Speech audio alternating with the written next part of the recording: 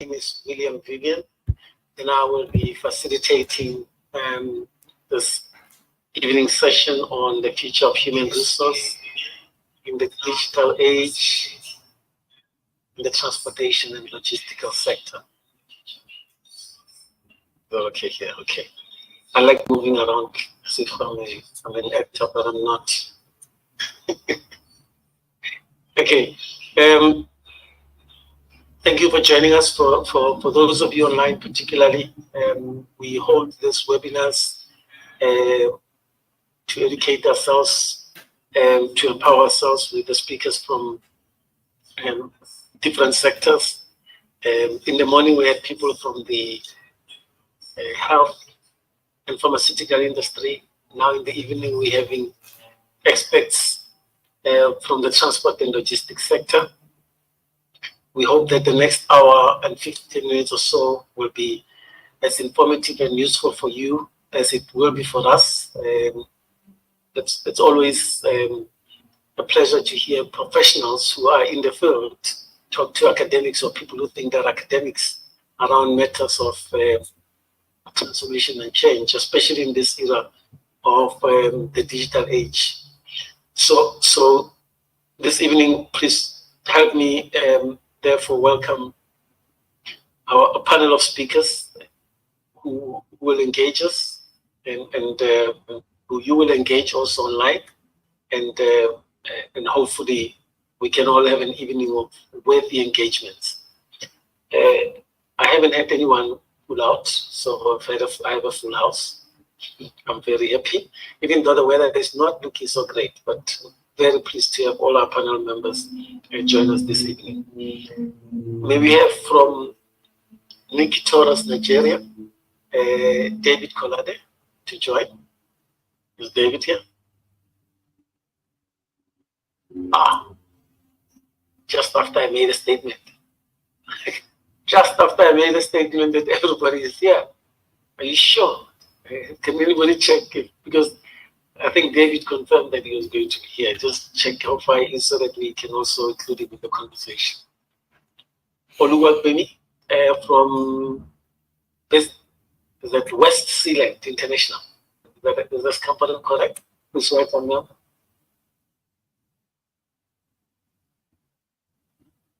Yeah, you can take any of the seats from this one. Pull this one a little bit. I don't know why they put it so close. It's too close. Okay, thank you so much. Welcome, ma'am. Dale Olori from Medlock Logistics. Welcome, sir.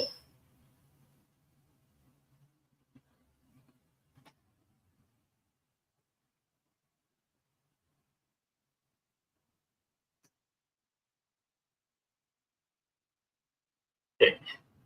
And then I have on my, again, list of experts, Babatunde Samuel from Nigerian Maritime, who's the Director Ports Terminal. Thank you, sir.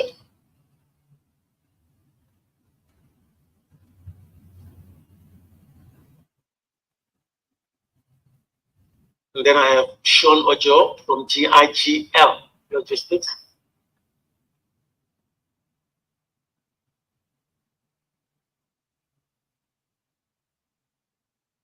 Excellent. You can sit anywhere, Sean.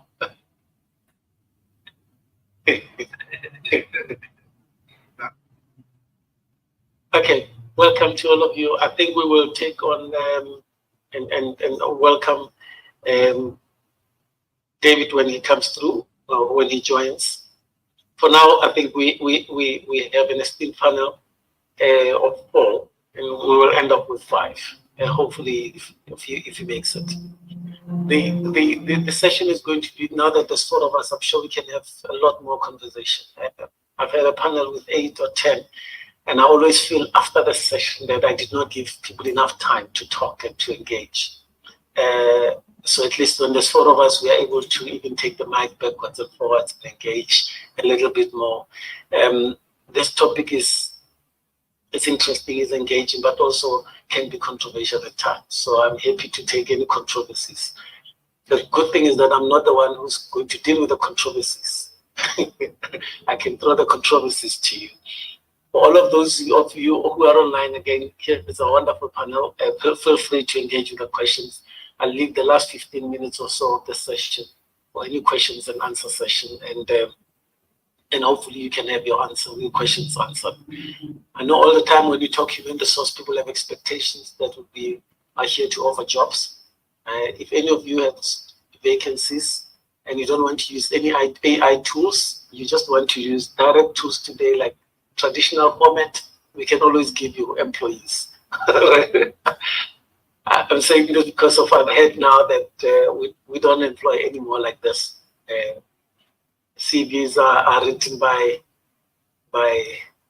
AI through AI tools, and AI tools are sifting through CVs, and AI tools are even telling us who's the best candidate. I hope that's giving you the best people in the sector. Okay, so maybe that's some of the things you'll tell me about. But let's do this. Let's start first by giving an opportunity to introduce yourself, your company, what you do there. And then after that, we can then delve into the subject matter. We'll start with you, and then we'll go that way. Here's a mic, and feel free to introduce us to you. Yeah, that's all. Okay. Good evening, everyone, online and let's go. My name is Bemi for short, so that people don't break their teeth trying to communicate. So my name is Bemi for short. I'm a supply chain professional of 20 plus years, various industries. Currently, I'm with NACO Avians as head of procurement. What do we do? It's a handling company. So it's a grand handling company for aviation companies. We also have different businesses that we offer, including cargo exports and the likes like that. People think in the works, but I guess as the unfold, Nigeria will also get to know about them. So that's just a nutshell and a brief introduction. Thank you very much, Benny. All right. Good evening, everyone. My name is Shil. I work with GIG Logistics as Deputy Director in charge of retail operations. At GIG Logistics, we're basically an e-commerce logistics platform. We're powering social commerce, centralized commerce, decentralized commerce, and commerce of every nature, basically. Thank you. Good evening. My name is Dari Olori. I work with Medlog Logistics. I've spent almost 13 years in the industry. All my life has been transport and logistics.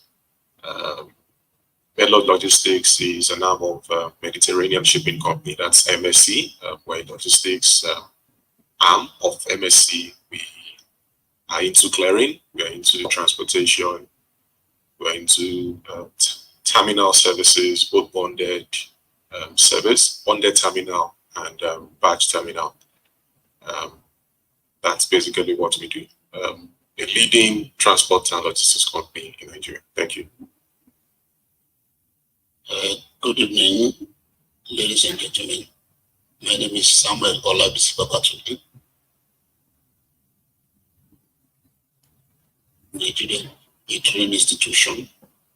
I have over 23 years experience in the maritime industry. I've been working with John Shipping Services and some other maritime related organizations.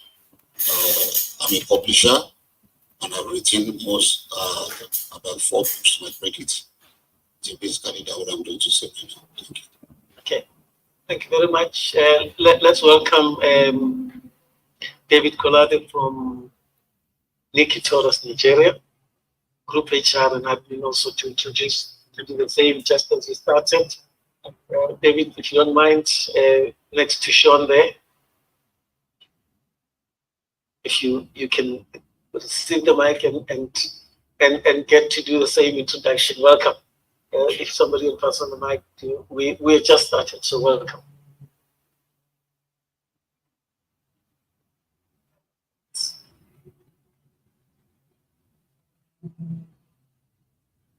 Good evening, everyone. Apologies coming late. It's raining here. wasn't really got stuck around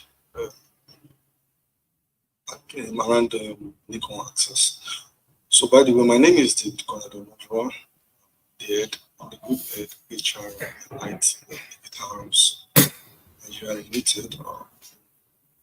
I'm closing 4 years in the transport and logistics industry. And nice, close to 60 something years in the transport. But coming to this kind of forum today to talk about logistics and transportation, especially as it affects the human resources, is something I really appreciate a lot. I think I don't want to say too much.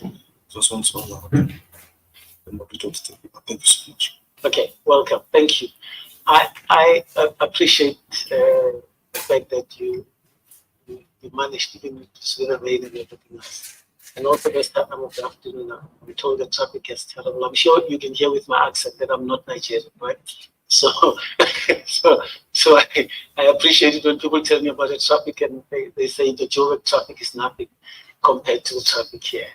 And I've experienced it once or twice when I've been here and tried to get to the airport in the afternoon. So I truly appreciate it when people can tell me that they've been through this. Maybe now that the mic is with you, David, I just want you to give us a sense of what is strategic HR like these days in the sector, in the transport logistics sector? Because as an HR professional and for this number of years that you've done HR planning many times, and I'm sure you've heard your colleagues do it later. What does it look like this? So I want you, if you can sketch it for people who are HR enthusiasts, what does it look like in the age of AI, fourth industrial revolution, fifth industry? What does it look like? All right, thank you for that question. Amazing, disruptive, innovative, and involving. Now, when we talk about strategic, we talk about planning, replanning, planning, and planning again. Now, do the normal 3 Ps of the workplace, the product, the people, the process. Fine. We're dealing with the people. And in this industry, the people are the main driver of the industry. I mean, everybody on the panel will agree with that. If you joke with your driver, the person driving the vehicle, it's going to mess you up. Regardless of the technology, regardless of whatever strategy you've put in place, you must encourage, you must, your strategic plan, the driver of the drivers, which is the driver itself. I really don't know if you permit that I talk to about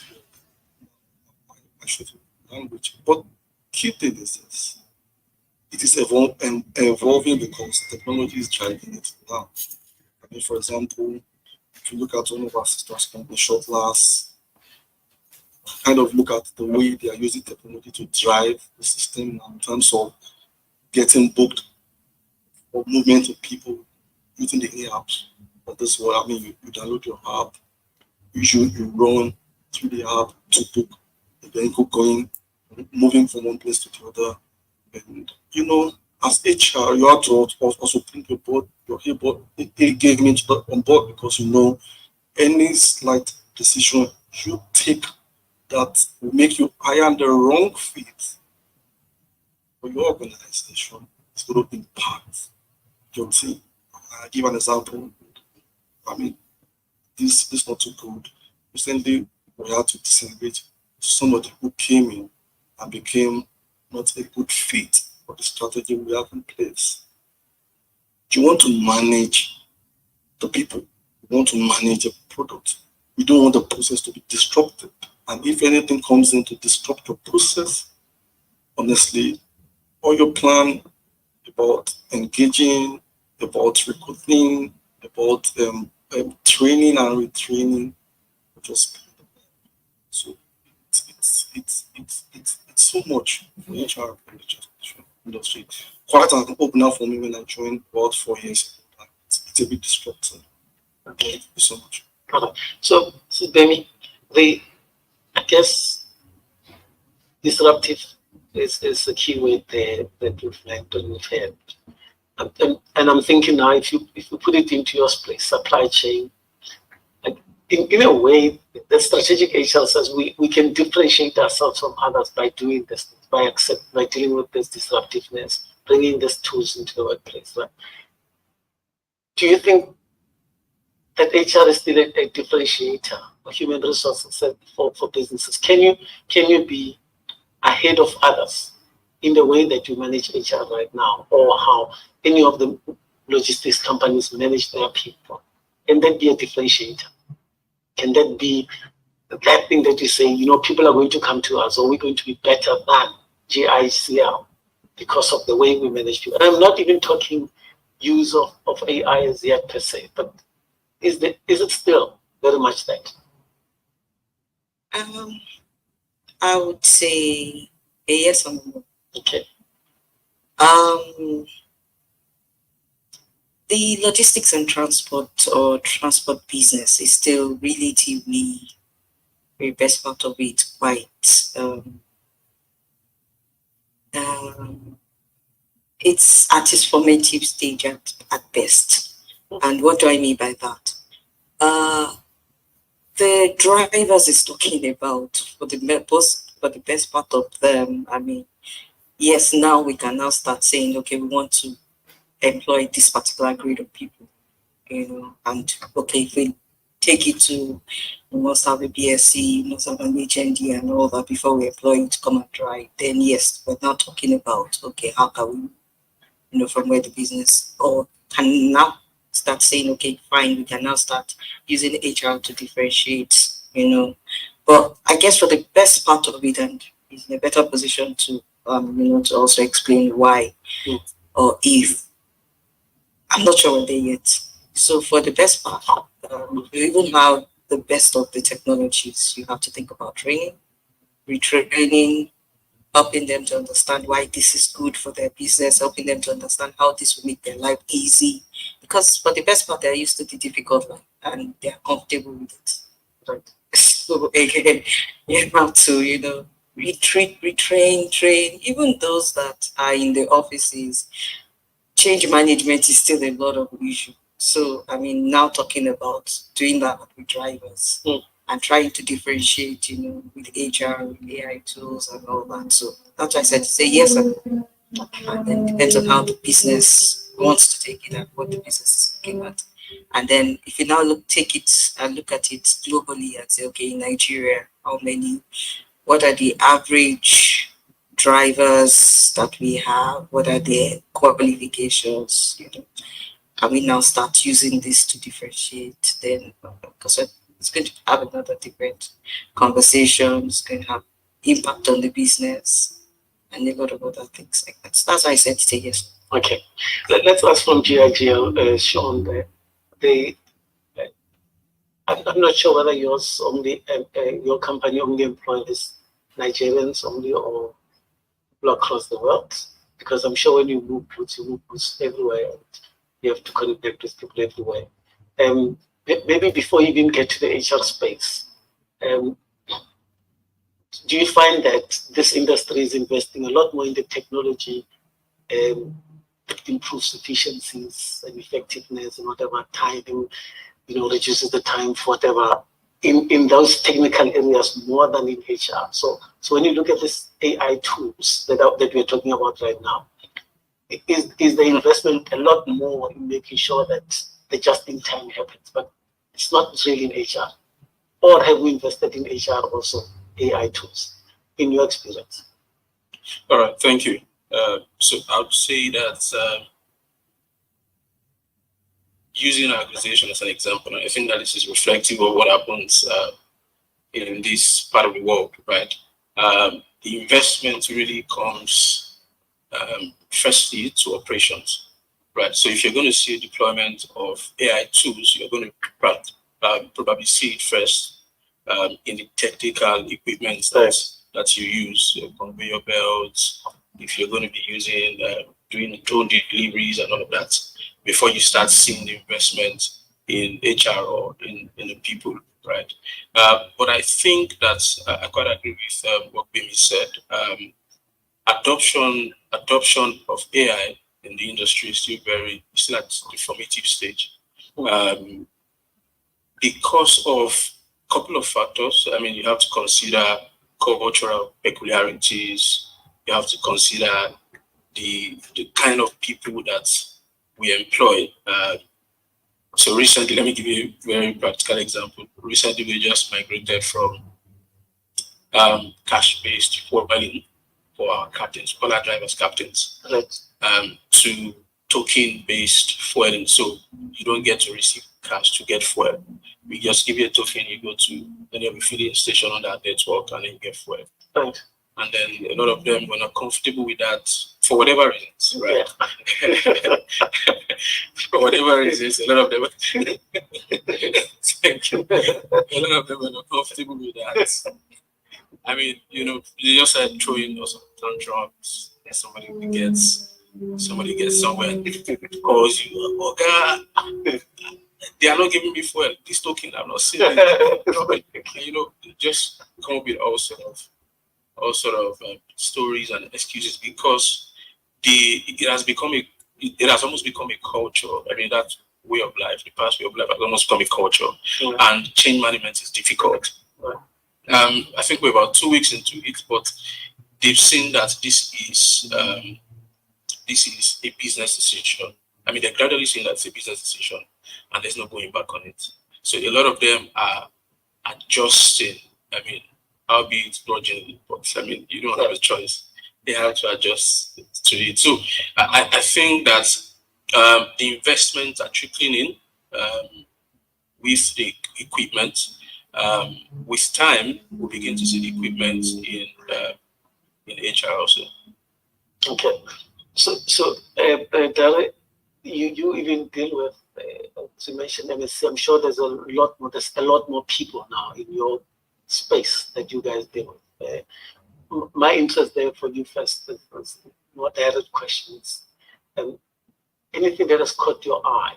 Now, let's go into this HR space. You know, less the technical bits or the money that we spend on efficiency in the HR space itself.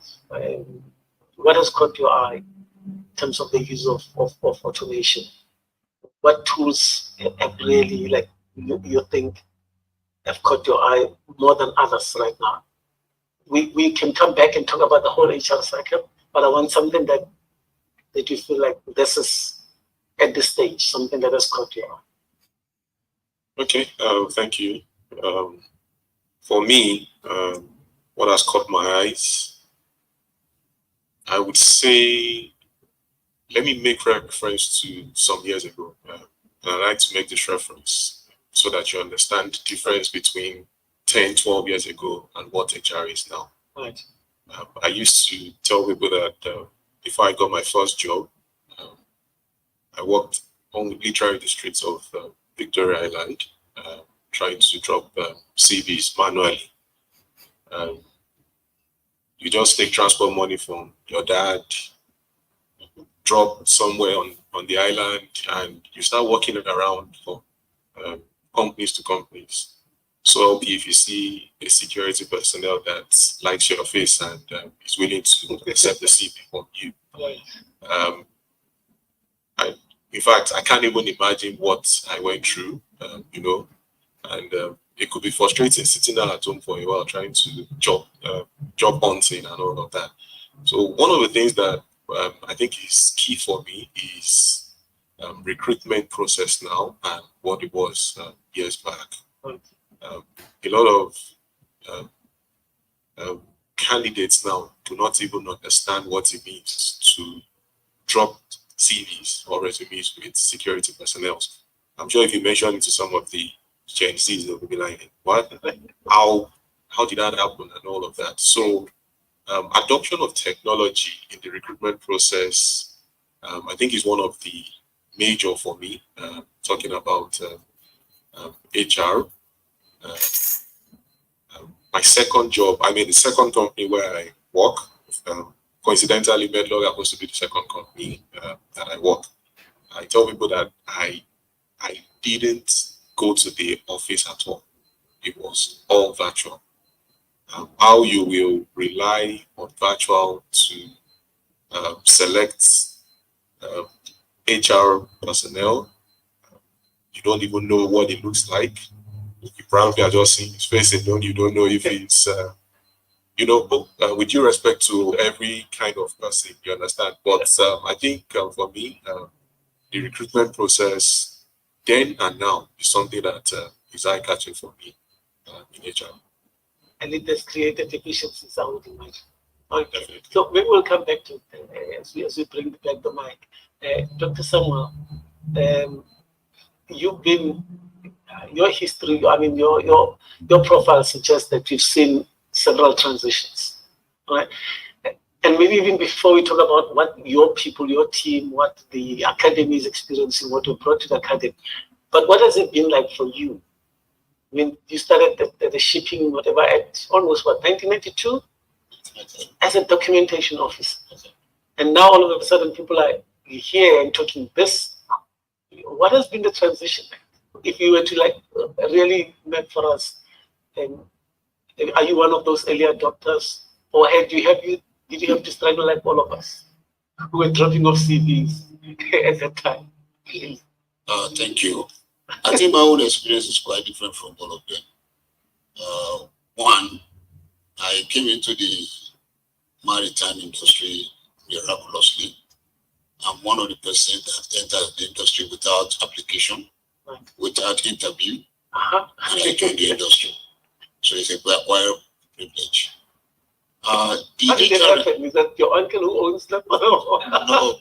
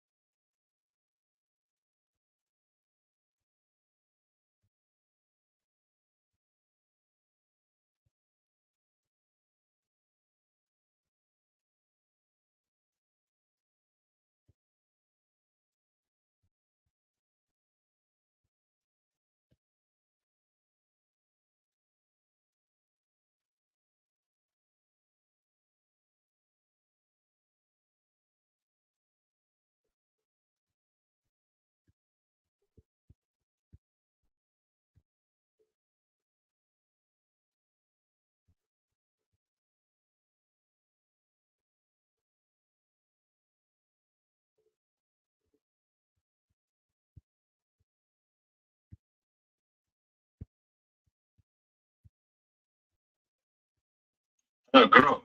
You know how Recording in progress. Yes. you see now adding people on this thing. Now somebody ended this thing. I really, what the hell is happening now? Okay, let me call Stephen to rejoin again on this one. Okay, well, can we just all rejoin again, or what must we do?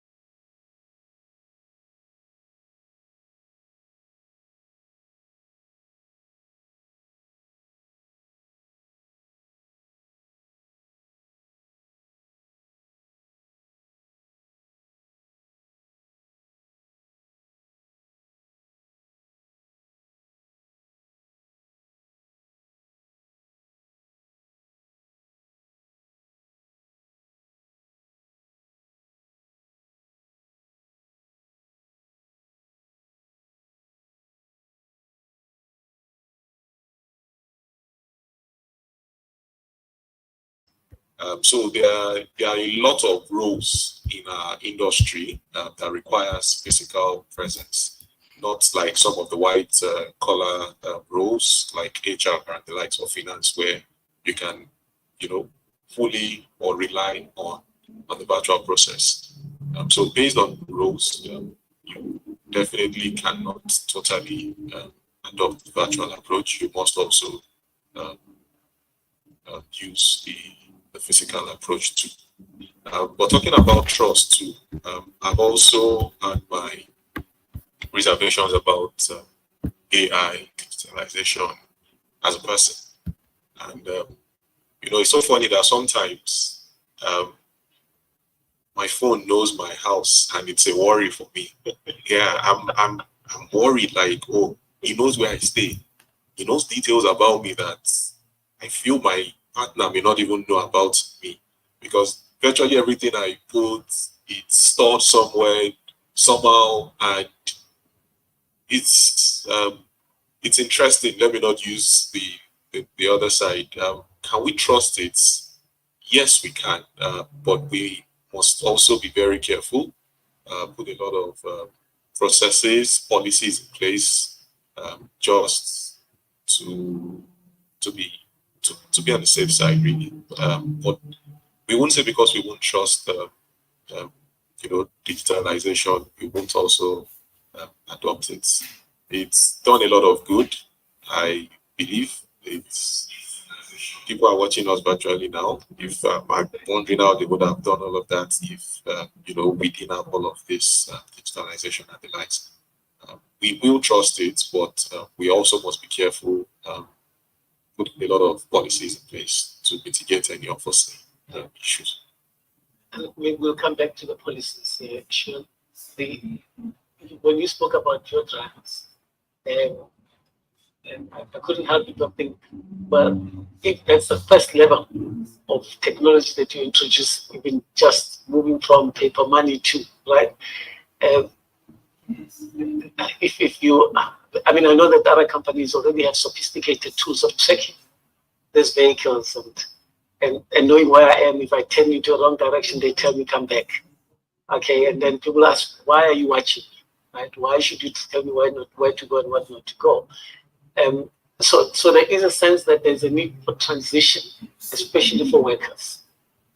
What are companies doing to ensure that that smooth transition from, especially with the workers when we know we are not as sophisticated? What is your experience there, or what are you doing in that space, just to help in that transition space? Okay, thank you. So at GIG Logistics, right, I just cited an example. Okay. We like to pride ourselves as firstly a technology company, Okay. providing logistics solutions. So from end to end, our processes are digitalized, right? The captain or the driver that I was talking about actually has an app that he uses to move his shipments from point A to point B. Once he gets to point B, he exchanges a code with the recipient to acknowledge that I've dropped this item with you, right? So there's already digitalization, there's already absolute adoption even with the drivers. And the reason why they sort of were not comfortable with this tokenized fueling is because they have vested interest. Yeah, The cash system afforded them opportunities to, play around with cash and all of that. But this is automated. Take token, you go to the filling station, they read it, it tells you the exact liter of fuel you're supposed to get, and you can't even collude with the attendants to do anything because if you are not dispensing the accurate liter of fuel, it shows on a dashboard that this is what you have dispensed, and then we're supposed to get maybe deficit or overage and all of that.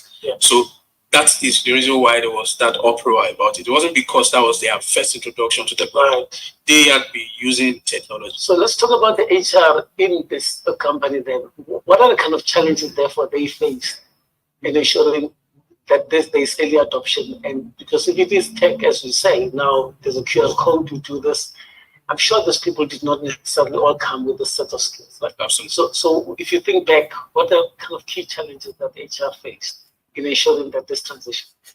Okay, I'll give you a practical example also. Before I joined Regenesys about 7 years ago, and at the time, bulk of operations was still manual. Everything was paper and all of that. At the time, we wanted to transition to digital operations. One of the key requirements, especially for drivers, our riders, was that you must have an Android phone because you're going to be using an app. Okay, right? And a lot of them came up with excuses, blah, blah, blah. So we said, okay, no problems. If funding it was going to be a problem, the company would purchase it on your behalf and then would net it off in installments against your salary over a course of a period of time. Right? And the role HR played basically was to facilitate learning sessions between the builders of these products and the users of the product. Right? If there's no point building a product if the person who is going to use the product, the end user, does not have an idea what goal it is supposed to serve, how it works, and then what the gains are. Another thing that you also need to be able to do for the end users is to help them see how it helps them, not how it helps the business. Because the question they're asking is, okay, in all of this digitalization, what's in it for me? How does it help my life? Does it give me more money? Does it save me time? Does it improve my productivity? Our pay structure for drivers especially is incentive based. So the question they're asking themselves is, does it help me do more trips so I can earn more money? Right. So HR, I think HR at Regenesys did a good job with ensuring that there was that synergy between the guys who built the product and the end users of the product. I recall that we had what's it called now? We had a training cycle for our drivers. Because of the nature of the business we do, you can't possibly pull out everybody at the same time. So they were scheduled trainings over a course of I think 6 months, thereabouts, and every driver, every captain, every rider was compelled to attend this session, an explainer session, a knowledge sharing session, where the operations of digitalization, whether via the app or other means, was explained to them. Okay. Thank you. I think that explains it very well, and especially in a company, already a company that's defined itself as a tech company. That transition then works very well. And maybe I'll come back with a skill set because I would love to know what is your minimum skill set. But let's pass on the mic for David. We've had in terms of at that early stage of talent acquisition, as we do recruitment, how the tools can help, right? And have been helpful. As you go into the cycle of HR, your onboarding, performance management, and others, what has caught your attention in terms of these AI tools? What has caught your attention? What has become interesting, and how is it working? So choose any of those in that cycle and give us an example of what has caught your attention. Okay, thank you for that question. Sorry, let me kind of digress. Okay. I may be a bit differential in terms of the way my colleagues here kind of position technology. Basically, maybe we're looking at tech as high things. My little experience in the industry has shown me that quite a bit of advancement of technology in the industry. For example, you track your vehicle. It's a tech. It's tech. A driver is driving your vehicle to a destination, and you're super sure that it's gonna run away with your vehicle. And if it's gonna do anything, you can easily track him. Even fueling. I think you need to consult him. My company is 30 years, and I can richly tell you that our drivers are super comfortable using card for fueling. I mean, I can't even see any of my driver being comfortable. I will be comfortable that it's going to collect cash in the office. We use card or through, and you can track by kilometer the usage of those fuel, the dispensed into those vehicles. But these are small technology that you've seen in the space. There could be a bit of more investment in the operational space in terms of vehicular investment. And for now, gone are the days when you buy a bus for 28M in Nigeria and buy those buses like 100, 120M, which is quite enormous. But then the fact remains that technology has also actually helped out in tracking unauthorized use of the vehicle and the likes. So back to the question you raised. In the HR space, AI tools has also played quite a very, very good role. For example, you want to document onboarding. How many drivers documents are you going to store? How many files are you going to open for 1,000 drivers? So you now begin to look at your G drive, your G drive, your drive generally online, your high clouds, your servers to store documents in terms of listing them in such a way that you can easily track them online, anybody's file online. And again, yes, we're dealing with people who are semi-literate, and I refer to the drivers now because, like I said earlier, they are the mover of the industry. So you look at them and kind of say, how do I train them? Let me use my company as an example. I think there was a time we were moving from being manual in the HR to installing human resources information system. And there were a lot of front and back when I resumed or when I joined, saying these drivers won't be able to, for example, apply for their loans online. They can't apply for their leave online. They can't apply for their allowances online. And it was such a big investment for us. But we had to step into it because we know for sure for us to move forward, we need to train them. Right. So right from the onboarding stage, like he rightly said, you can't join my company without having to have an Android phone. It's a strong prerequisite.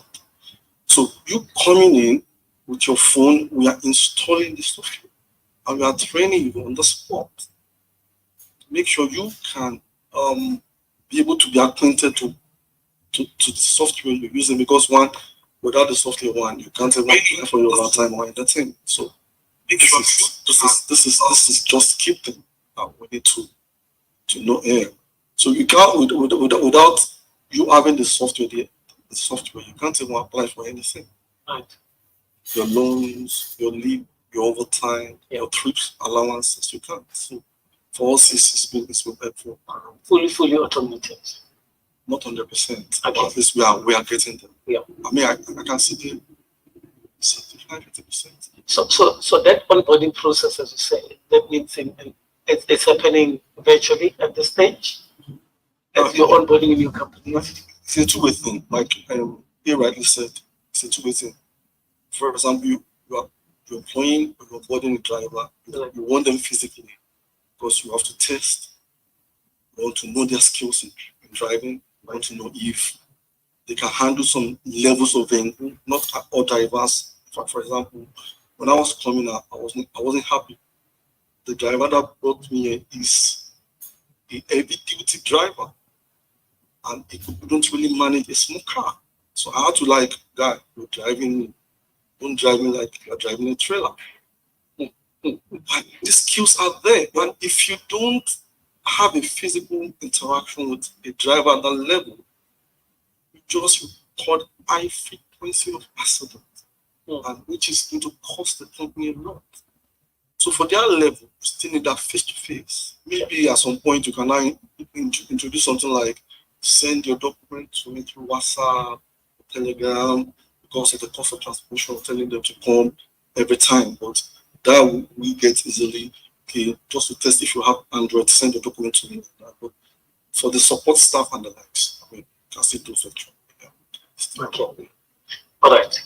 Let's try to everybody spoke almost for training and development, right? So what's happening in the training and development space in terms of AI tools? What have been the developments? What there's a sector being brought to bear that we're maximizing on? Any examples again of any tools that you want to refer to? Any platforms or ways that you know significantly are different now from the way we used to do it traditionally? Okay. So I'll start from when I started. When I started out with PZ, that was in the early 2000s. To start with, I mean, in January, we have outside full of people wanting to be casual workers, and the place is flooded with people. When you're doing your manning for a line, and I'm starting from here for a reason. When you're manning for a line, I used to handle the pomade section. My manning for a line, sometime around June, around this time, I'll be talking about getting 1,000 staff. Yeah. And then, so that was early 2000s. And then, because by 2002, oh, by the way, finance, they were still using Ledger 1, Ledger 2. No, so Ledger A1, A2. So you have A, maybe 20 A's because people with alphabet A's, quite a number. Then you have B's, there are probably C's, there are not many C's. So you have C and D, and they are just lined up like that. I'm just trying to physically describe what the workplace looked like. By 2002, 2003, 4 in PZ, then they wanted to change from this manual madness, and then they started automation. It wasn't easy because, first of all, the mindset was technology wants to take over our job. Certainly, it will take over some jobs. Certainly, it will cut down on people, but it's not going to take over your job. So that was that was where I really started learning about change management in the workspace, and how to manage that, changing from manual systems to getting employees to understand the beauty of, the systems. There were, AI systems at that time, but of course, they were already a good system. So organizations, investing in systems, I'll say yes, they are. And I've seen organizations invest, and, from 1,000 people manning a line, that simple made line by 2010 was down to 20 people, and the output was double what 1,000 people were struggling to do. Yeah. So I'm just trying to paint a picture. Yeah. Now let's go to the logistics piece. Also, let's start from that my PZ world. You see trucks. when they're coming to for distribution purpose, they move from the head office and distribute nationwide. I remember also when they wanted to stop the traditional, those traditional guys that have motorboys and all that, and then we wanted to move to. Then there was this big company called Roadworks. I think that was her name. Okay. One very long, and they were starting out to some sort of technology with their trucks to allow that would allow PZ, put your product on the truck and actually, monitor the whole process of all. That was hell. And they actually sabotaged that company and did not let that work. That was 2002, 3, 4. Now, of course, fast forward today, that's not existing anymore. Now you now have even more digitalized systems of distribution in terms of trucking and all that to do their distribution for them. I remember there was an incident, I think this was in Conga. A driver was sent, I think, to Port Harcourt or something with a van. And then he calls and says, the truck is bad. And then you're tracking the truck and it's really bad, it's in Asaba. However, what the driver had done was to remove the tracker, put it on a tree in Asaba. So you are tracking. It's actually, I mean, it was literally that. That was it. Up until, we had more sophisticated digital systems come to play that makes that a bit more difficult because it's not just attached to a truck, it's also attached to the whole, system. So it's like you buy an asset and the asset is monitored by a system, not just the tracker. And that has made life a bit more difficult for the drivers. And I think they're also understanding now, of course, the space of, even if you look at when did mobile phones come into Nigeria? 2012, 2002-ish. Yes, that was when it started with first set of people bought SIMs at 100 plus thousand naira before it moved down to 15,000 and then became free. And that was about it at that time. So you can imagine how much you have a baby now, and the baby can literally operate your phone without going to school. And so even the drivers now know that for them to begin to make a living, they cannot remain illiterate. So that has also helped to upskill them a bit. They may not be schooled, but they have some knowledge of technology, which is why they are able to put some app on their phones and they're still able to run with it. And I would say, of course, when in Conga too, when we wanted to roll out, those buses and roll out the nationwide stuff in 2014, it wasn't a big deal for us to roll it out because the drivers had some knowledge of technology. All you had to do was train them on how to use the app. So it wasn't a case of you're moving them to you're doing manual to now we now want you to start doing handling a machine type thing that they could handle 100 foot. So I mean that's how technology has really moved. And I think the technology space, the fast pace of technology, generally has also helped, to in training and learning training even in this sector as well. So, and I hear how all of you are giving me wonderful examples of what's happening in the sector, in the technical aspects of the business. Are the HR people catching up on this technology? Are they are we struggling with HR people, or are HR, because you can implement this app, right, and get the drivers to do so, but are the HR people who are supposed to facilitate this process catching up, or have we left them behind? My interest today is on HR people, by the way. Okay, so if I go first, and of course the HR people will be able to answer for themselves. Right. But for us, relating with HR people, I think without their support, it's really difficult for you to, do anything with their people that they employ for you. So I think, yes, they are catching on fast. And that's why I said companies as well are investing in technology. Because I mean, if the technology, if the company wants to, the company will not invest in the technology that everybody has not agreed that this is the way we're going.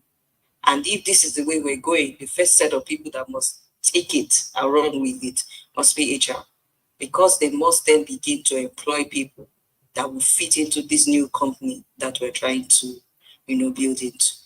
Is it moving as fast as we want it to? Maybe that might be another angle to the question. Yeah. But are they at the forefront of it? For the best part, yes. Okay. So Dr. Samuel, let's maybe pass on to my. So David made a point about data and data analytics somehow, predictive analytics in the space, right? And my question to you is, to what extent do HR people, if you just a sense of the sector, because I see you facilitate, you also are very much in the sector of engaging and teaching. To what extent is the data being used? Because we are in an age of data, right? And are they using these tools? Which tools are being effective that HR, particularly HR people, are using to enhance the work that is done in the logistics, maritime sector, and so forth, transport? Okay, thank you. When we look at organizations like Medlock, organizations like Massline, they generate data from the various activities they carried out in terms of the operational aspect, in terms of invoicing, in terms of payment, in terms of other activities that are related to the operational activities of each of these organizations. However, when we ask the question whether they are catching up, I would say they are. However, the rate at which they are catching up is quite low. Just like what Madam Joshua rightly said, it's quite low. But the truth of the matter is that they have put on what a kind of a policy in place, or I call it strategic policy in place to drive the implementation of those things. However, again, we need to also understand that there are some industry practice that is also curtailing the implementation of some of these items, apart from the financial constraint for some organization to procure the latest technology in terms of that will be able to generate data and keep the data. But if you, from the research point of view, there is no time we go to any of these logistic organizations that we don't have available data. And in the past, it is manually done, but today, due to technology, they have this data, except they don't want to discuss it with you. But once you want to use it for purely academic purposes, they always release data to us. And we also make use of this data in our planning or in our research and other activities for decision making purposes. But do you find that they use it for decision making? Of course they do. Let me give you an instance. Like before a shipping line, we give a potential shipper maybe a concession, 21 days, 14 days, whatever the nomenclature. They already generate the data that what's the volume of shipment this particular client is passing through this particular line. That will determine whether they are going to give you 21 days or 14 days or 7 days to encourage you to be able to make use of that particular line for movement of your cargo from one place to another. And then based on the data they have generated, they use that for effective decision making in that regard. Okay. So that let's take it to HR professionals, the same question, right? But be more specific about it.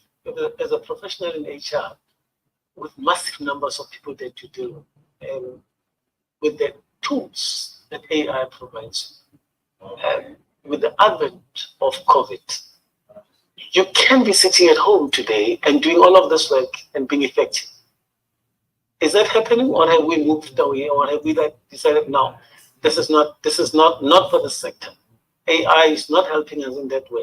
So I'm asking about work from home, using the tools of allowing people to work from home with the data that's available. Okay. COVID came, and we all realized that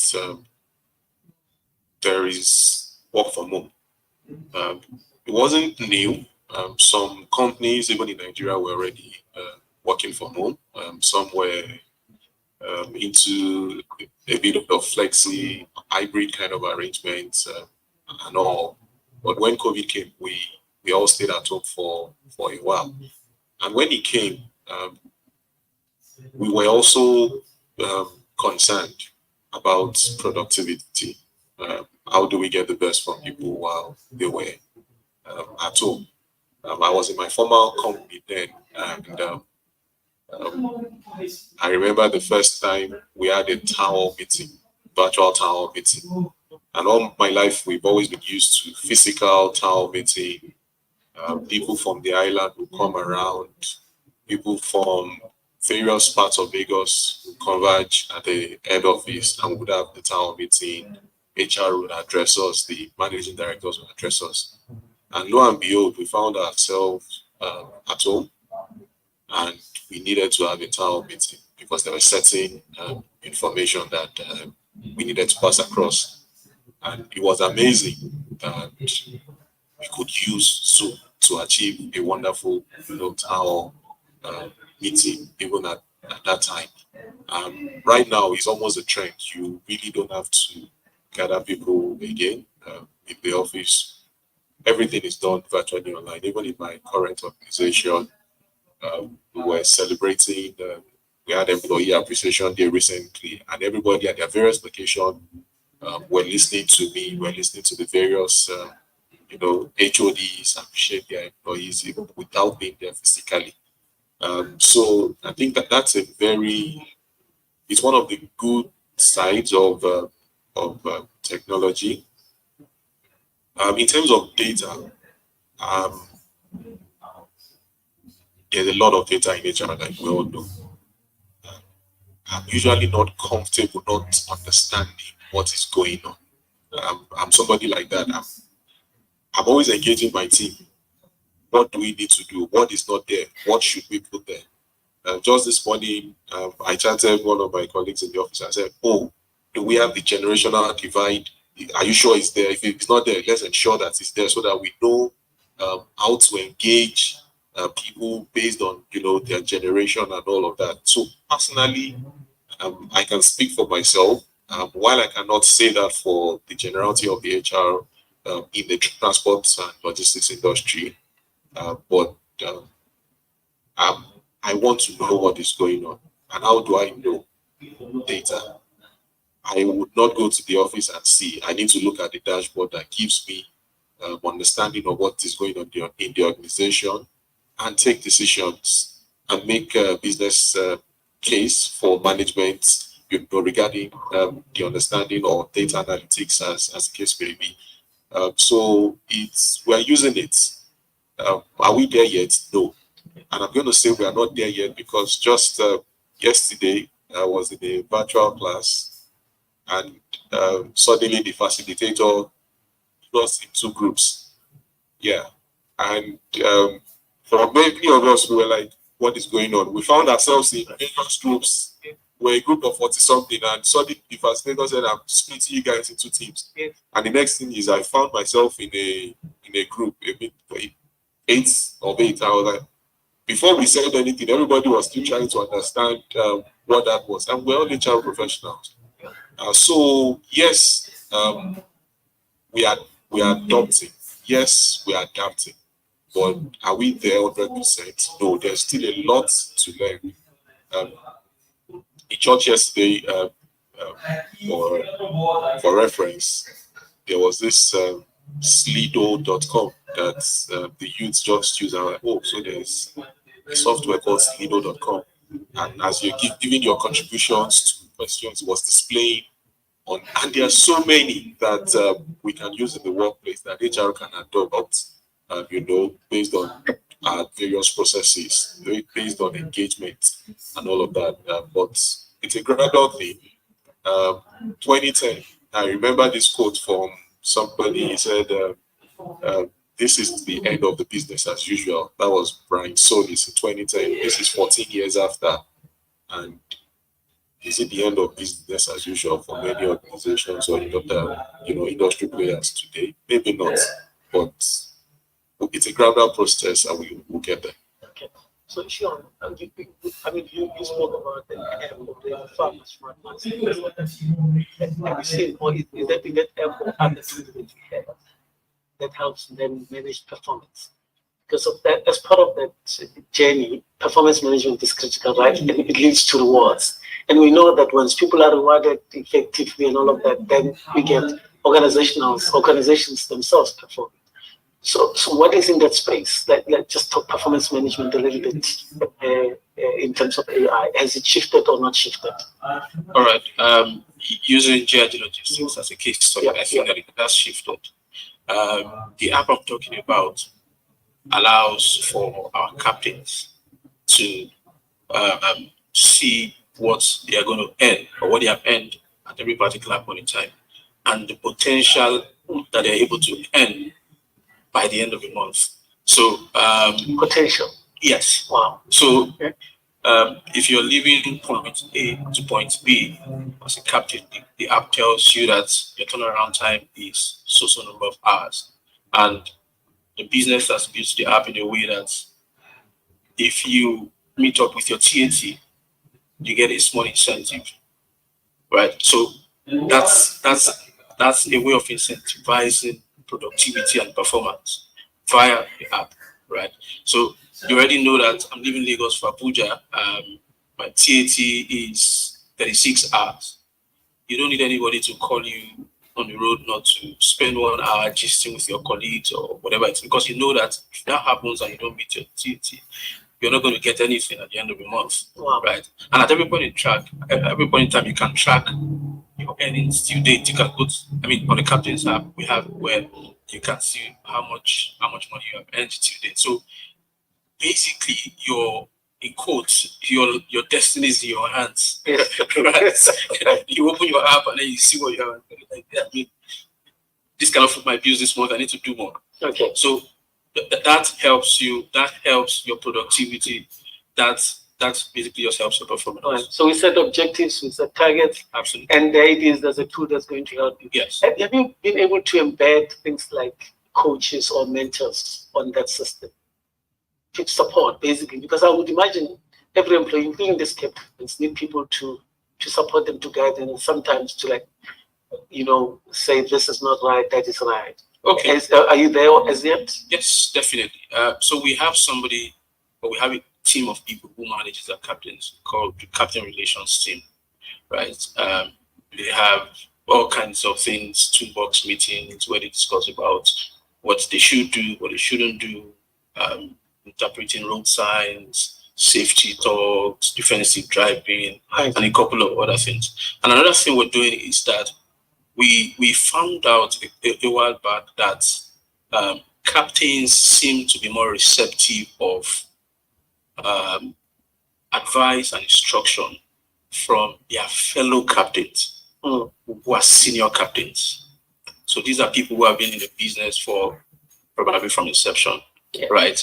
And then you have a captain who is just a year old or 2 years old in the system.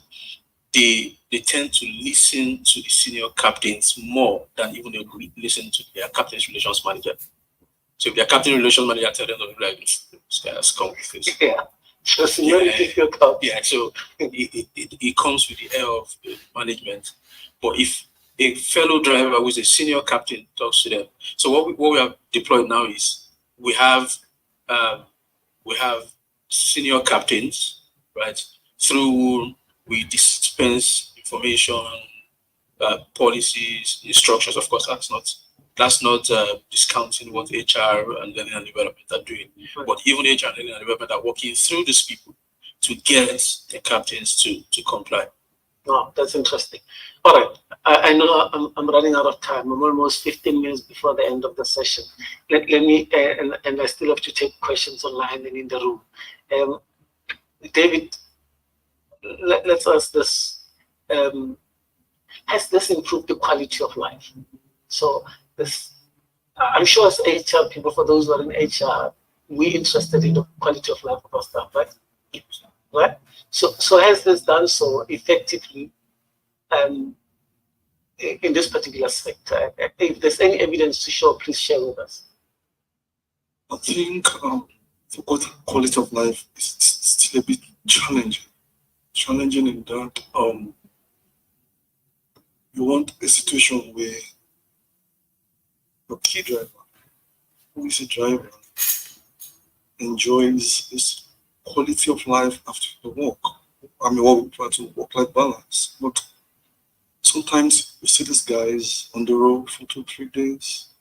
You see them trying to deliver when, with due respect to them, you are at the comfort of your home. You know, like I said earlier, these guys are key, and the travel. I use an example now. For example, on Friday, while I was going home, the booking officer was going with me, and she was already booking a driver from a long distance for another journey over the weekend.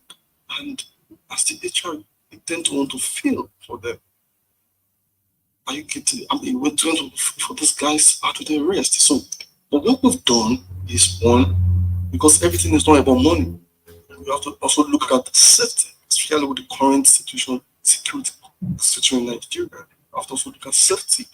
So what we've done over time is to say, okay, if a particular driver travels, maybe on Saturday, on Sunday, you come back and have your 2 days so that you can at least rest back, enjoy yourself. And then also with the advent of others, HMOs, that is insurance, where you can go to the clinic for your self-service treatment and stuff, we've been able to enhance. But I still think in industry we need to do more, because when in a situation where somebody's living on very early to peak venue, for example, I move people in my industry. I move people. It's like a service for movement of employees. So, and you see a driver leave home as early as 4:30, 4:30. You have this concern for safety, and we've kind of devised a routine, a kind of map out the station where driver stick closer to where they are actually picking the first person moving to the work. Or sometimes when you now trust the driver to be level your line, go home. And I think I want to agree to what he said about having those key elements, human elements among the drivers that can be their local coaches. You know what local coaches are in academia to the kids. They listen to them more than when you now bring the manager. So you still have a long way to do. Well, I mean, to go. I beg your pardon. At least I think we're trying. Okay. So I'll pass on to you now. Let's talk to the leadership of those organizations. Okay. I think there was intimation that there needs to be change management, and change management is critical in this transition. Right? And to a great extent, the change management we expect for us to implement it with the workers. You know, Kate Lewin says, make the situation uncomfortable, create that sort of best energy thing, just almost pull the carpet underneath them so that they feel that things are not going to remain the same, so that they can do early adoption into that. But most of the time, it's the leadership of the organization that is resistant to these changes, right? So what has been your experience around this in terms of leadership adopting AI and digitalization, automation, right? Has it been as quick as smooth, and what do you think can be done to enhance it? Okay, so I'm just quickly doing a sweep around, and I've done quite a number of change management right from the beginning of my career. Right. So I think I moved into different organizations at the point where there's a need for a change, and it just must happen. Leadership. So my experience, if the change management does not come from the leadership, it can't work. Okay. They just can't work. Because they need to, there is a lot of financing that goes into it, and they need to approve it. It's not something that can happen from the middle or from the low level. It can start from there, and then people can shake things a bit to make them realize that if we don't move in this direction, we might not have a business. But ultimately, they need to agree, and they need to now own that change for that change to be able to go. write down. That has been my experience. I'm just, so out from moving from the purely manual to automation. I mean, you can imagine how much is going to be involved in that change, included having ERP tools and all that. If I move from PZ, I move to Tetra Pak. Same thing. We had to move into SAP, and from my desk in Ikeja, I load my containers anywhere in the world. I create my packing list. The way I create my packing list is what they're going to pack into the containers. And invoices, everything, all my documentations are done by me sitting in Lagos. Right. I mean, and that also extended to HR. So we then were able to have one HR around the whole business, so we could then move in clusters. So you didn't have to necessarily have an HR director in each market. So you could have like a regional one and just somebody that just does payroll or just if there are interviews and stuff, just to run, the system. Everything was done through the system. I mean, that's how much, the systems have been able to, but is it something that can be achieved if management is not involved and owns it? I don't think so. I like it because of the way you've described it. It works well for management and for leadership and for owners of companies because it saves money. And if I can reduce the number of HR people who are all over the show, right, right, then it brings more money to us in terms of profit margins, right?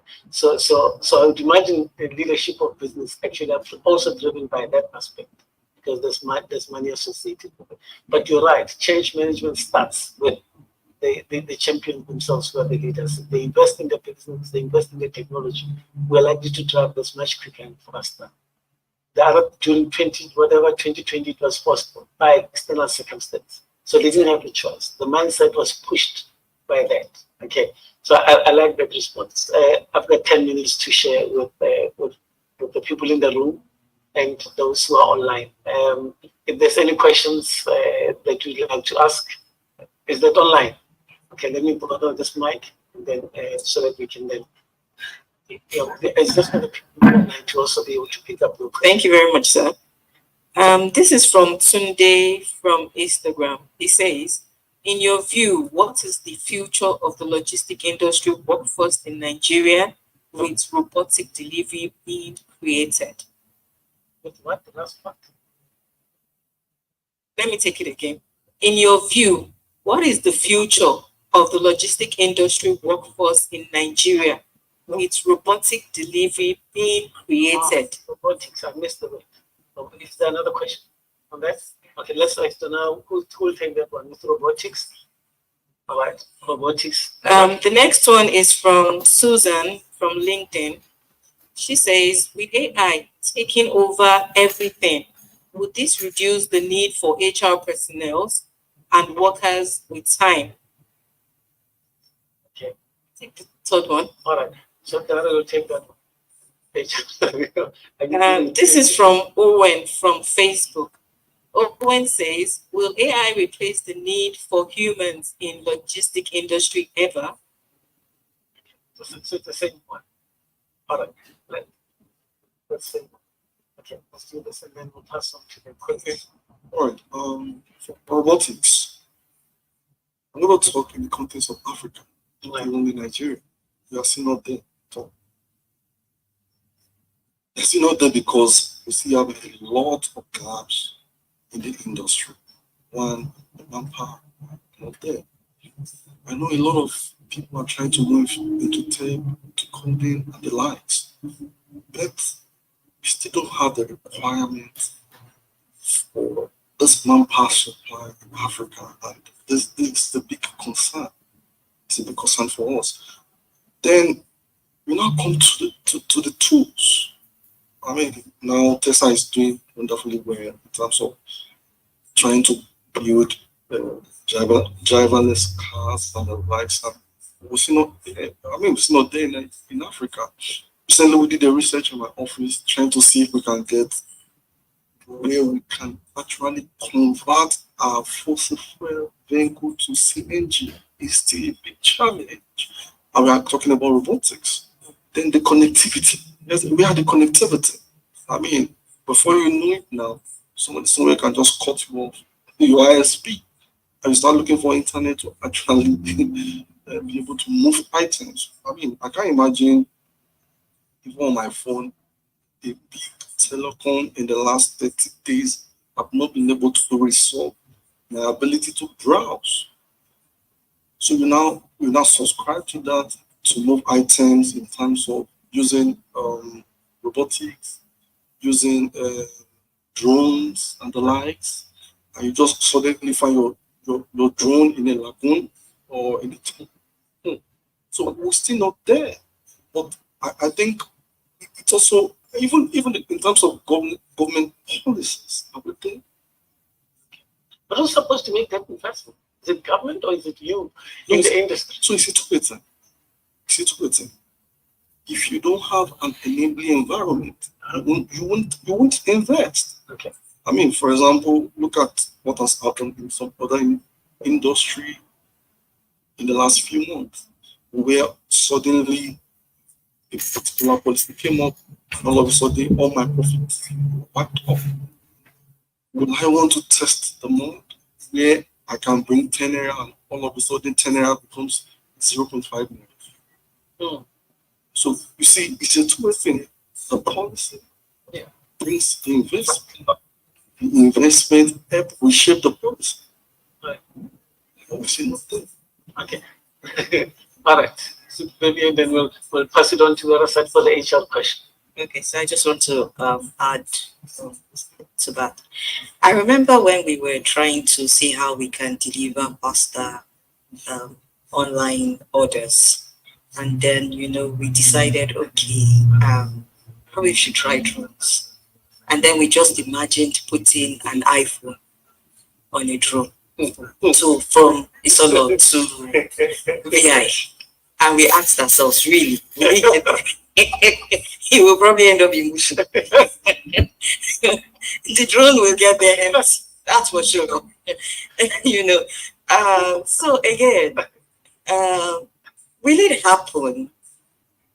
Absolutely, it will. It will just take time, just like a lot of things. So again, I remember we had this same kind of forum some years back. Physical, it was the physical, I think the one before the COVID, and we're talking about energy fuel. Yeah. And just the next Monday, I was going to work. I thought that was 2019. And I saw a billboard from Hyundai, and they were already bringing in electric cars. So, again, will it happen? I mean, some years back, we never have thought about it. We don't even have electricity. Yeah. We would be foolish enough to buy electric cars. We wanted to take some decisions in the office to buy some tractors. We had already closed out with the company. And then we found out that the major country using those particular tractors was changing from diesel because they were more into energy. And, that put a question mark. Do we want to go ahead and invest in this number we're talking about? Almost 40 tractors. To start bringing in 40 tractors now, when the major user of this particular tractor is going away from diesel, means in the next 20 years, we have support for this. So, these conversations are already affecting business decisions, whether we like it or not. And eventually, yes, we will get there. But for now, I agree with him. We're far from it, to be honest. As a person, it's interesting you say that because of the Gen Zs and the millennials are interested in organizations that are also environment friendly. Right, so very soon they will be challenging us about why are we still using fossil fuels? Why are we still doing this? And they will choose to work elsewhere because they have a choice to work around the world where the companies are actually, eco-friendly or environment friendly, right? But you're right, the politics and the economy and the legislation will probably force us there.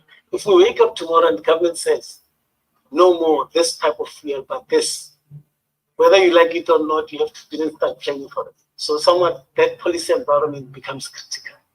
Okay, please, sure. Before I pass on the mic, Yes, I please. just wanted to say that those Genesis can come to JD Logistics. It sounds like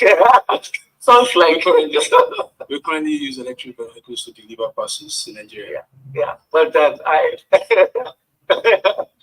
so I was thinking when I went to the years of time or last year or so, and when I drove one of those Tesla, I'm like, this car, it's fast. You know when they give you that fast lane and they don't care as long as you pay. You want to test it out, right? And it moves, but there's no sound, like there's no like like for all of us who want that. But it's all for all the good reasons, right? And are we going to get to the trucks? Okay, very soon, I guess. Okay, let's allay the fear for that individual who's worried about their job. Well done. Sure. Because I've been thinking that the transport and logistics industry, what's the future like if we do not adopt technology? I saw a survey recently, and it seemed like the Gen Zs were particularly interested in other industries. They carried out a research on Gen Zs. Which industry would you like to work? And the transport and logistics industry wasn't rated as high as the entertainment. I was surprised, entertainment, the banking industries and all of that. So I think with the adoption, it would really help the future of the industry, which is key for me, having spent all my years in the industry. To the question of what is the future of HR, what is the fate of HR? I've also asked myself at some point in time, will AI come and take my job in the future?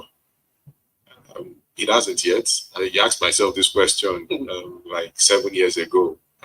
It hasn't yet, and I don't think it will. I think it will complement what we do. You can't remove the human touch from HR, and that's the honest truth. You said a lot of things about feeling and all of that, and that is what you use in dealing with humans. AI would not have that human touch. People want to converse with you. They want you to listen to them, not because you can respond, because you have all the answers as AI, but because you feel for them. So there's that feel, around HR, which we bring. And I think that's just the beauty of my job as HR. When people walk up to you and say, oh, what you said yesterday made me feel better. I don't know if AI will do that. AI will give you all the answers that you require. It will show you your house, but it will probably not make you feel any better when you get into the house. And I think that's something that HR will always give to you, be it now or in the future. So I'm not threatened. I don't know about the other roles in the if when the drones come, we won't be needing the drivers. So maybe the drivers are feeling a bit threatened now. But for HR, I think HR will be here now and in the future. Thank you so much. Let's give Dr. Summers for the closing remarks, and then also let's pass on to other Thank you. colleagues. Well, we'll look at the future of HR in the area of technology. I think that it's not going to take anybody's job, but it's going to just to redefine jobs. And as a HR person, you should not be really about whatever is going to take place in terms of the AI. But one thing we should also try to understand is that I see most of our talking look at one of the road logistics. But I think we maybe in another section, it will be more better to also look beyond the road and look at the area of air, look at the area of sea, look at the rail and other mode of transportation that are taking place. Thank you very much. Thank you so much. Any closing remarks we can pass on, please? Okay. In closing remark, I think I want to appreciate Regenesys Business School for inviting each one of us to participate in this discussion of the future of digitalization in transport and logistics. It's decided on behalf of colleagues want to thank the management for asking us to participate in this particular program, and we wish in the nearest future can also consult us again to be able to look at these issues and other issues. Thank you and God bless you. Thank you very much. Anyone else? All right. Thank you, Vivian. Thank you, Vivian. Vivian and Vivian. For the opportunity. It's an interesting section. I also mentioned to her that we would appreciate, I don't know about my colleagues here, when we have trainings that borders around the industry. I'm sure that I will be willing to, convince employees to be part of sections like that. I'm sure my fleet supervisor, fleet managers would like to hear how GIG is operating, would like to hear how, people in the industry. So sometimes would appeal that our trainings are industry specific. I think it would go a long way in appealing to a lot of companies that you may want to target, or your target audience, as the case may be. There's no better time for technology. 10 years ago, 20 years ago, I saw my dad's laptop 20 or 25 years ago compared to my laptop now. And so there's no better time if you need to go at it. The economic indices would not get any better from what we've seen so far. If some of us were living in denials that, it will get better, it will get better. We're all seeing that it's not getting any better. So if you need to invest. I know that you need a lot of support from the management team or the leadership. Luckily, I've worked with MDs that are the drivers of innovation, of technology, of digitalization. So it's always been an easy ride. It's been an easy ride for me.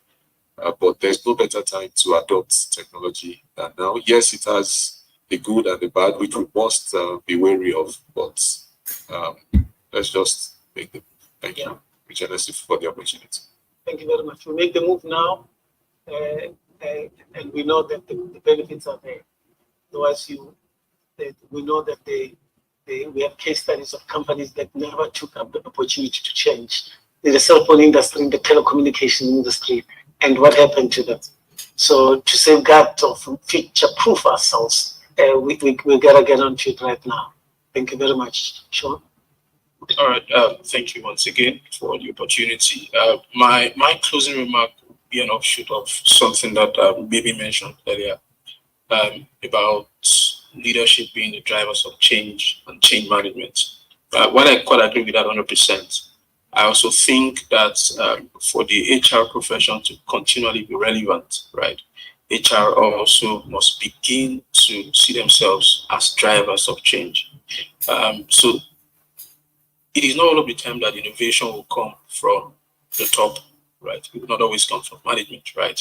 HR can position itself for relevance, right? By driving innovation, by driving change. There is no business leader who will not buy into any idea that saves him money or that helps him make money. And that is why HR leaders need to be total business managers, right? So you ask yourself, I'm proposing this idea. I'm telling my MD, we need to buy this software. And it's asking you a question, what's the cost implication? Say 10 billion. And that's it. So why will I waste 10 million to buy this? And continue with your manual. Yeah. But if you're telling him I'm spending 10 million to save 25 million, to save such a number of man hours, you are doing the cost benefit analysis. You're making him see the cost savings. You're making him see the potential for increased revenue. I mean, nobody wants to turn down such an offer. So I think that HR people also can drive innovation. I mean, it can drive change, it can drive organizational change by being total business managers, not just seeing things from the prism of this is HR, this is operation, an HR person must embody operations, must embody corporate sales, must embody business development, must embody everything, right? You must be able to speak to everything that your company does. And that's what makes you relevant. So thank you. So in a way, we as HR professionals, we then have to appreciate that when we studied personnel management some years ago, that may not be good enough. Or when we came from social sciences and we did psychology, that may not be good enough. That's gone. That was the point, right? But when we do an MBA, we must also make sure that that MBA trains us to truly understand our business. Absolutely. Because in that we can then do strategic human resources, right? Strategic finance and all of those. Understand internationalization, understand all of those factors that business wants us to understand. And then when you sit with you around the table, you guys will respect that better. Because we then understand efficiency, proficiency, productivity, and all of those variables. That's when you'll respect HR professionals. Okay, I like that. I hope HR people and those who are aspiring young people into HR space understand that your journey is not going to stop at just doing that first degree or first diploma, whatever it is may be. There's a lot more to do. Absolutely. All right. So David, as you make your closing remarks, this reminded me of this notion of employee engagement. We never got to talk about it. Employee engagement, very critical. Right? Yeah. So please, if you want to comment on it and then make your closing remarks. Critical because one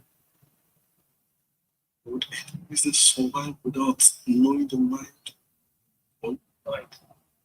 Because, like I said in my opening, the people.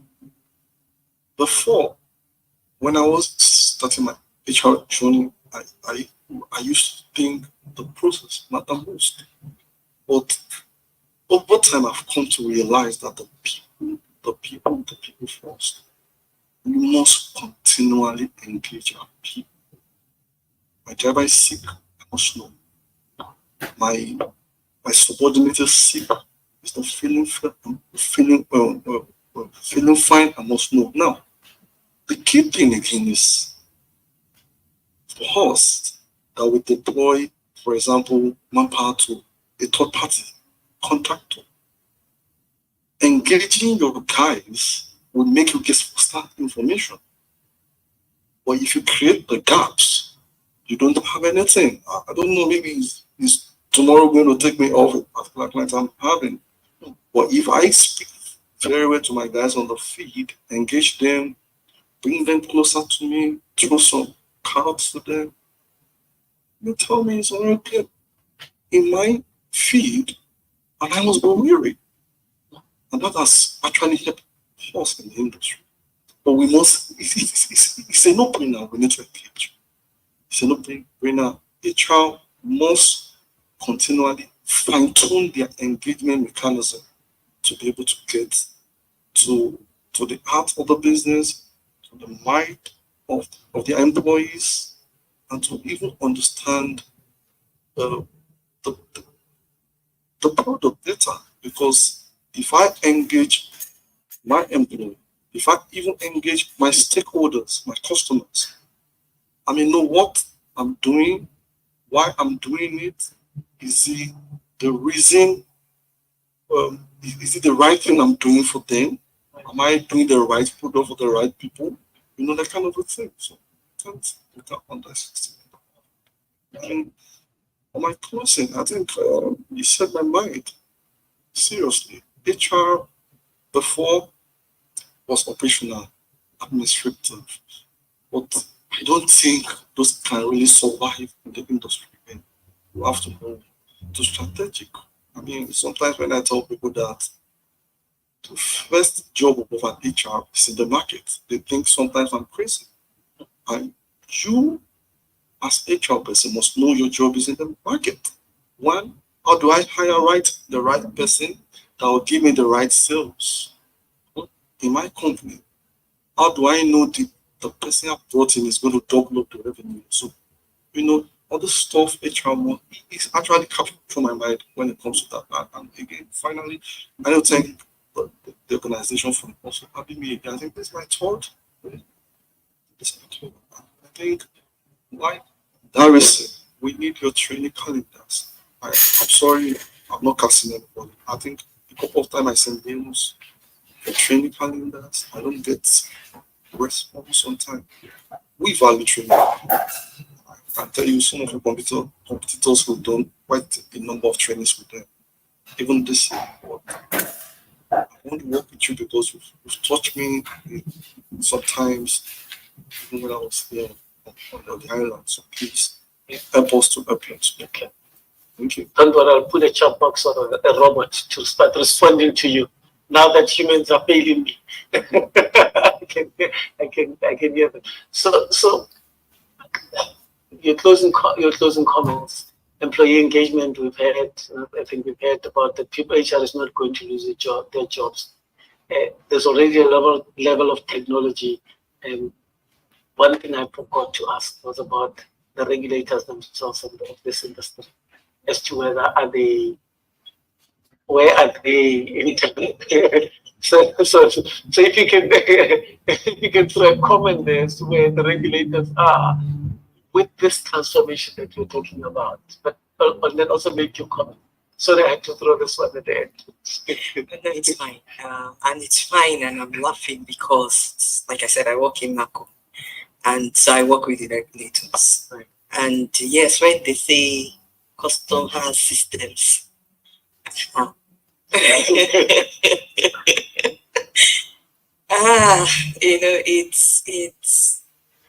let's just say we have a long way to go. Okay. We have a very long way to go, and that's because of there's still a lot to do in that space. There's still a lot to do, and government needs to, yes, I do appreciate that they've come a long way, because from where we were coming from to where we are now, it's like coming from hell to heaven, really. Even though this heaven is still like hell. Yeah. So I mean, that's just the best way to describe the situation of this particular point in time.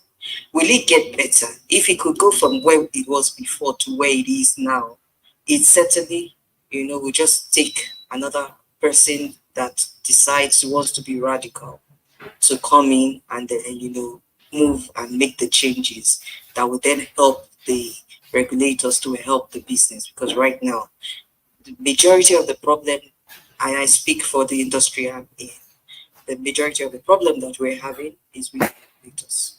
And if that can be managed, then there's a lot that we can use technology to do in our industry. I want to also in my closing remark touch on the fact that this industry has great potentials. And it's an industry that is yet evolving. So talking about people losing jobs is still a bit, it's not even there's a lot that can be done in the industry. So and it needs a lot of agencies to really come in and begin to force so I'll give you an example. So we wanted to do a facelift in the reception, and then my boss is asking, okay, we have data. HR, give us the age limit, the age bracket of the people that we have in the business. So we begin to have the office look and feel, in a way that will be appealing to this set of people.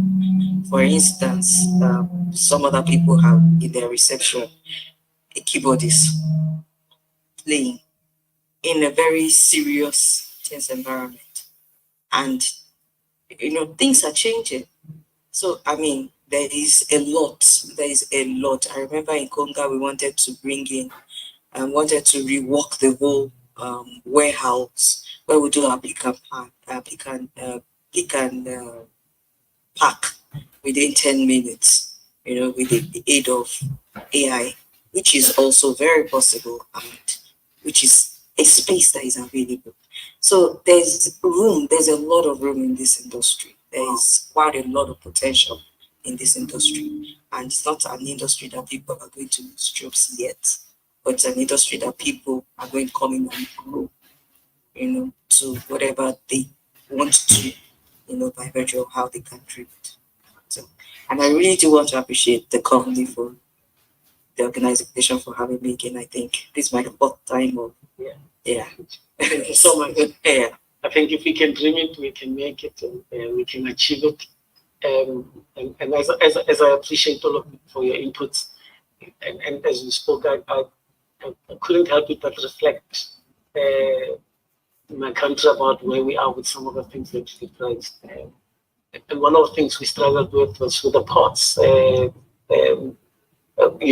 At some point when there was an era they called the 10 years of corruption, and the ports performed extremely bad, and people are starting to move goods to Mozambique as a preferred. Now, ever since November last year, we've been told things have gotten better, but the chain of trucks that were there waiting just to collect, the amount of goods that come through that are not certified, that are not whatever verified, fake goods that come through the ports that are unchecked, huge number of issues that are in that particular space.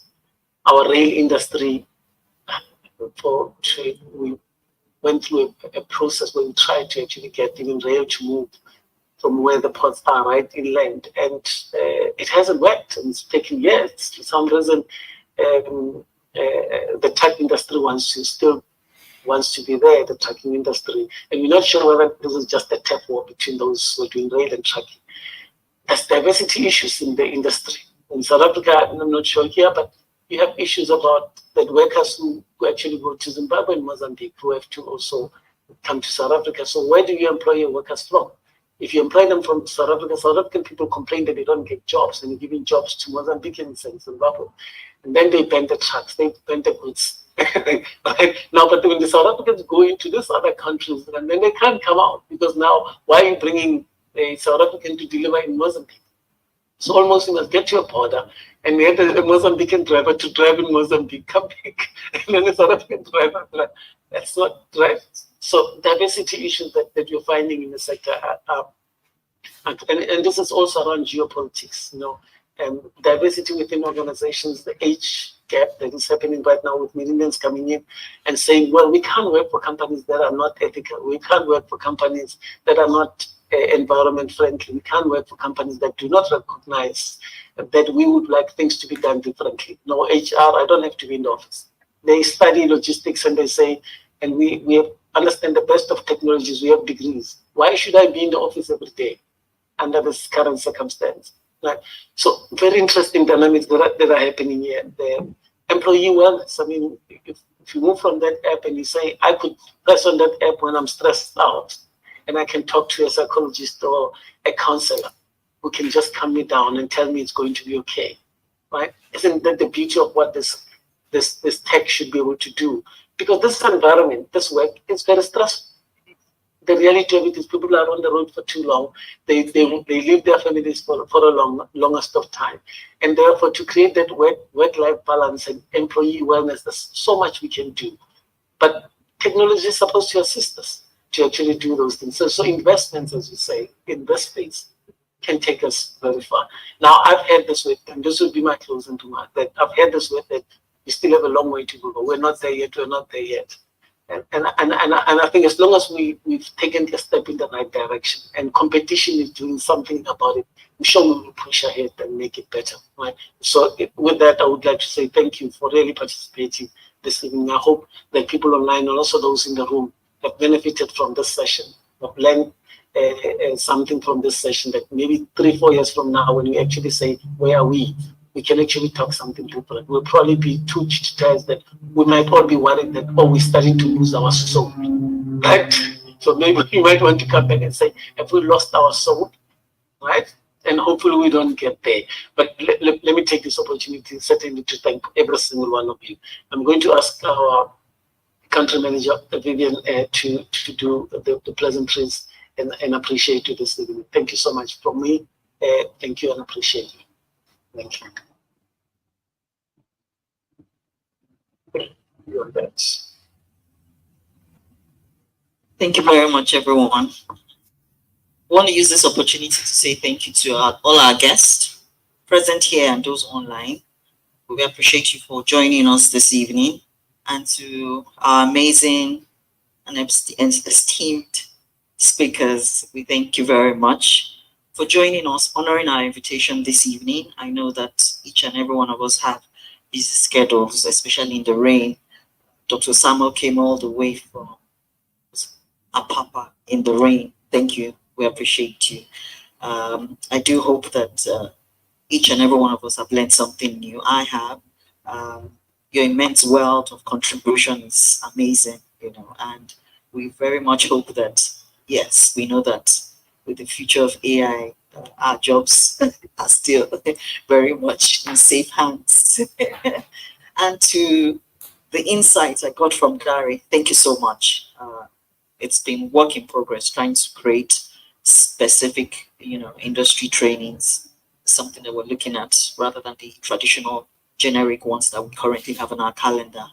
And Dave, I would say I'm not shocked that it's your third time here, as well as Bemi.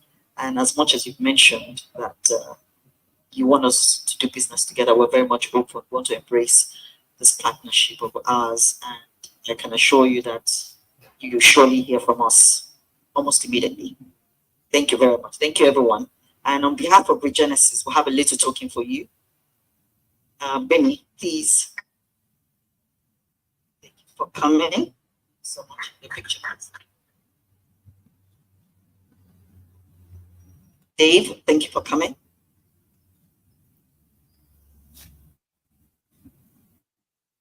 Sharon, thank you for coming.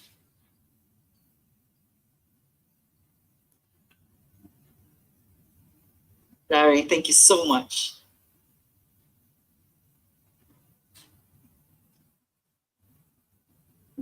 And Dr. Samuel, thank you very much for coming. And we'll be having a group picture very quickly. Thank you.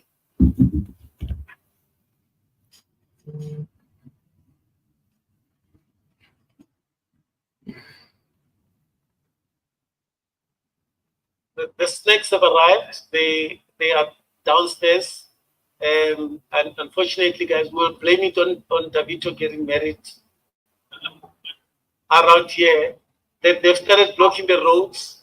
We can't get anything done. They don't get. Okay, so